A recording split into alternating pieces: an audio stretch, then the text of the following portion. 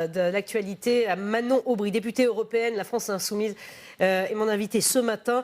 Sylvie Goulard, vous savez, a été recalée par le Parlement européen pour un poste de commissaire européen. C'est un coup dur pour Emmanuel Macron, ça n'était jamais arrivé. Emmanuel Macron a dit qu'elle a été victime, Manon Aubry, de petits jeux politiques. Et le chef de file des députés européens, l'AREM, dit, va plus loin, c'est la faute des députés français. Alors pas que vous, hein, mais la faute des députés LR, LFI et le Front National, c'est vrai ? Ouais, j'ai envie de lui répondre, si Sylvie Goulard n'avait rien à se reprocher, on n'en serait pas dans cette situation.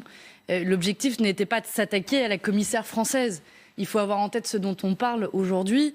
Sylvie Goulard, d'abord, est celle qui, quand elle était députée européenne, travaillait pour un think tank américain. Oui, mais c'est légal.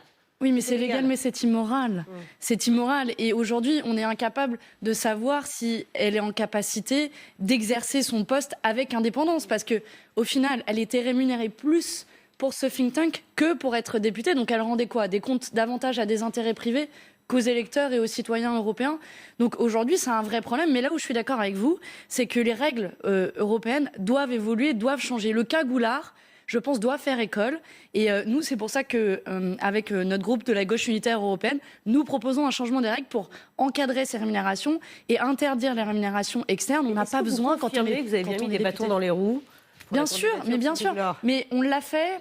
J'entends, et d'ailleurs la réaction d'Emmanuel Macron que vous avez passée un peu plus tôt, elle est ridicule. C'est un enfant gâté qui se dit, qui découvre le rôle du Parlement. Et oui, j'ai envie de lui dire, cher Emmanuel Macron, il y a un Parlement européen et à Bruxelles, il ne se passe pas ce qu'il se passe à Paris. Vous ne pouvez pas manipuler, vous ne pouvez pas imposer une décision aux parlementaires européens comme vous avez l'habitude de le faire avec l'Assemblée nationale en France. Il s'est entêté, Emmanuel Macron, sur la candidature.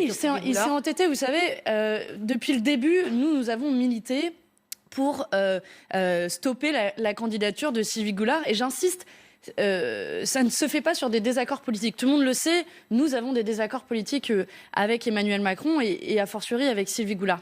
Mais ça s'est fait sur des questions éthiques. Et moi, je vous le dis très clairement, je pense que dans les institutions européennes, l'éthique doit primer sur le fric. Et la preuve aujourd'hui de ce blocage et de ce rejet de la candidature de Sylvie Goulard, c'est qu'il reste un peu d'éthique au Parlement européen. Et ça, c'est plutôt une bonne nouvelle. Ça veut dire que vous ne ferez pas obstacle à une nouvelle candidature parce que Emmanuel Macron va choisir un nouveau commissaire européen. Là, vous pourriez nous soutenir s'il n'y a pas de je ne sais pas qui c'est. Et donc, on fera notre travail avec la même diligence de l'examen des conflits d'intérêts. C'est une première étape. Donc, cette personne peut passer cette étape de l'examen des conflits d'intérêts, même si la procédure a de nombreuses failles, parce qu'il nous manque de temps, il nous manque de moyens et surtout, ça manque d'indépendance pour le faire. Je le dis d'autant plus que je siège dans la commission qui est en charge de cela.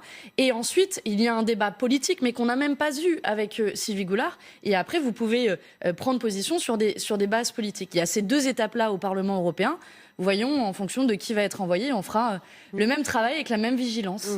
Jean-Michel. Question d'actualité, oui. François Fillon. Oui. François Fillon, depuis la Suisse, dit... alors, il le dit de manière ironique, mais il y a un fond politique qui est intéressant. 150 000 personnes dans la rue et l'État a capitulé. Moi, j'en avais mis 2,5 millions et j'avais tenu bon, dit-il, à propos de la réforme des retraites en 2003. Il n'y a pas quelque chose de vrai, on ne s'est pas affolé devant un mouvement des Gilets jaunes qui, au fond, numériquement, n'a jamais été très important.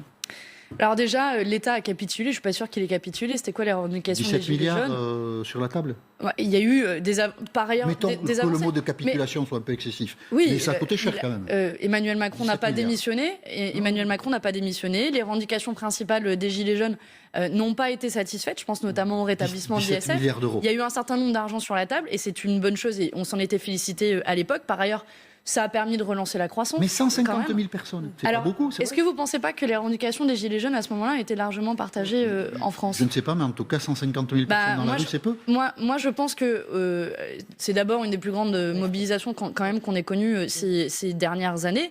Et surtout, ce sont des gens qui, semaine après semaine, sont allés dans la rue, malgré les difficultés, malgré aussi les difficultés avec la police, n'encourageaient pas forcément à aller dans la rue. Et plus largement, je pense pense que c'était des revendications qui étaient largement partagées, qui n'ont toujours pas été écoutées. Et en juger par les discussions en ce moment à l'Assemblée nationale sur le projet de loi de finances et sur le budget, la question de la lutte contre les inégalités n'est toujours pas prise au sérieux par le gouvernement. Donc voilà, affaire à suivre en tout cas à la Commission européenne. Manon Aubry, on ne sait pas comment ça va se passer. Et l'ire et la colère d'Emmanuel Macron, comment va-t-elle se traduire? Vous la craignez en un mot?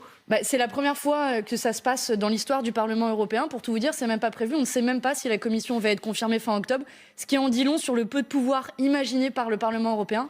Mais on est en train de le reprendre et c'est plutôt une bonne nouvelle. Merci beaucoup Manon Aubry d'être venue ce matin sur le plateau de